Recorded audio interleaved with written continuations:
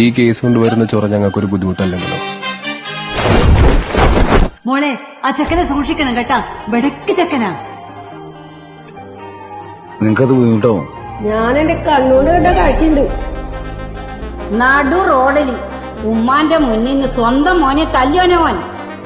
അതിലൊരുത്തനാണ് അബ്ദുലിന്റെ മോൻ, മറ്റേത് ഹൈദറിന്റെ മോൻ.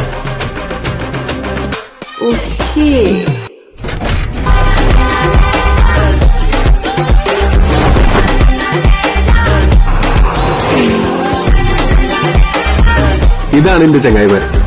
വെറും ചങ്ങായിമാരല്ല കേട്ടോ, തച്ച് കിട്ടിയ ചങ്ങായിമാര്.